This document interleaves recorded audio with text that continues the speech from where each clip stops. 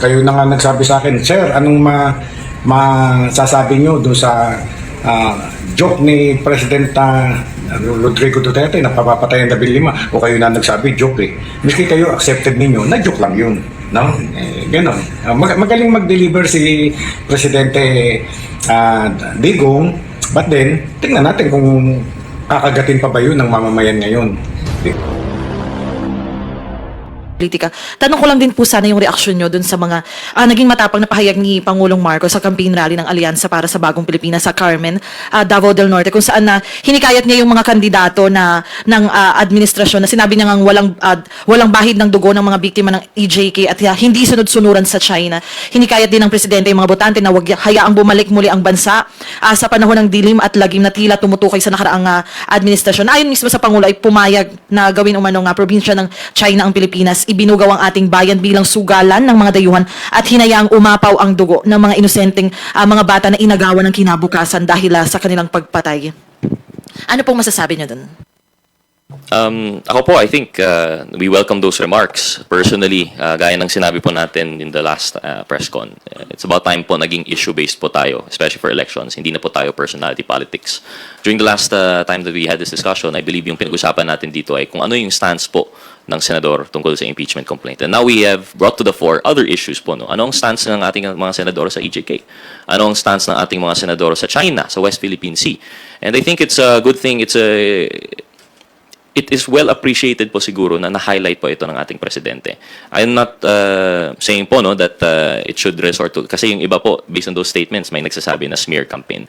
I don't think it's smear campaign when we're just talking about issues po, no? We're talking about issues. How do these candidates feel about these issues? Where do they stand? So, I think it's very important now na sa taong bayan, dapat maalala po natin yung mga issue na ito kapag nagboboto na po tayo, bumuboto. We have to consider po where their stances. General statements naman po yun, but they are powerful statements. I think it really highlights po the need to really look into the credentials, not just yung achievements, but their stances po rin po talaga. So, personally, unfortunately, nagiging malaking headliner po yan, Team Pilipinas versus Team China. And syempre doon tayo sa Team Pilipino, di ba? Team Pilipinas tayo. So, suriin po talaga natin kung ano po talaga yung stance natin. There will be a lot of campaign promises, there will be a lot of statements na he said, she said, but at the end of the day, saan po talaga sila talagang nakatayo? Yun po I guess yung issue doon. In addition to that, I think the president is coming from a position where the effects of these bad policies, the effects of this are we still continue to feel it. No? Being the president, meron naman siyang access doon sa nangyari na mga policy na hindi talaga epektibo.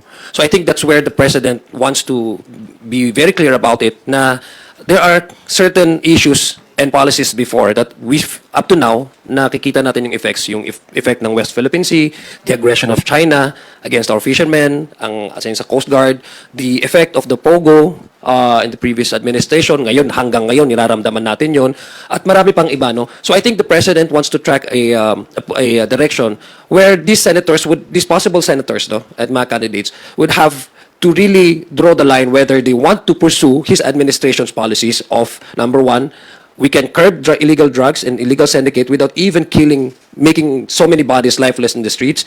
There are certain policies that we can implement without necessarily resorting to violence. That's number one. Where do you stand on this ground? Number two, when it comes to the incursion of China, where do you stand on this ground? Would you be for the Philippines and protecting the integrity of the country? Or where do you be koto to the Chinese incursions? So I think this is a very clear position where the president wants to educate the public that, the effects of the past policies of the past administration hanggang ngayon nararamdaman natin, and we're doing so much to addressing those questions. So ako naniniwala ako dun sa stand ngayon ng presidente na sa panahon ngayon ang politika hindi dapat tama nga yung sinabi ni Kong Rog, hindi dapat siya personality based. The people should be given information, and the accurate information, so that they can decide on their own, not based on which person they would prefer to see there in the Senate, but based on the candidate's stand on certain important national issues.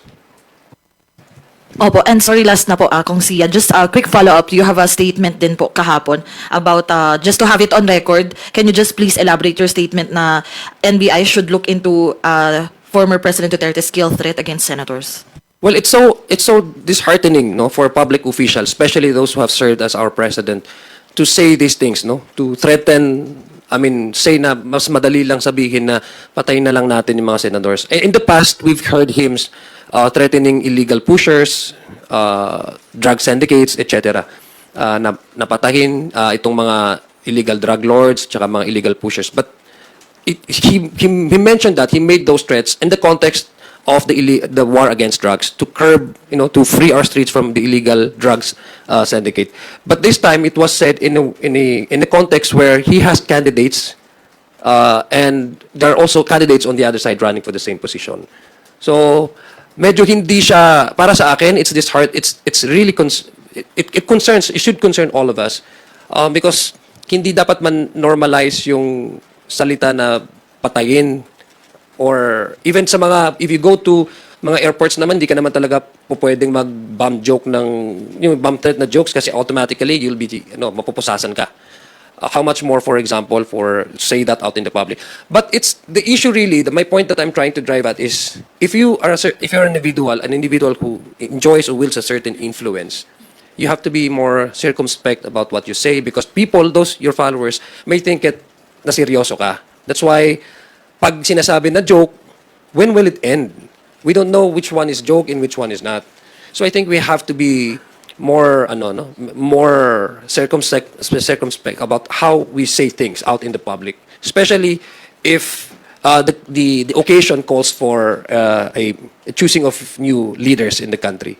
So yun yung aking position doon at pananaw, na hindi dapat agad-agad natin ma-normalize at ma-trivialize yung mga threat na dali-dalian mo lang sabihin, pumatay or patayin. Thank you, Mela. Up next, we have a question from Elson Kismorio of Manila Bulletin. Hello, Kongs. Good morning po. My goodness. Reaction lang po, according to the latest results of the Tangere survey, 73% of Filipinos daw would prefer na humarap si Vice President Duterte sa impeachment trial. So that's like 3 out of 4 Pinoys. Your thoughts po?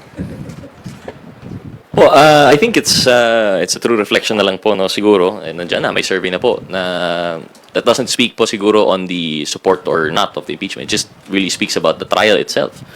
Kung gusto ng taong bayan ay magkaroon na tayo ng trial.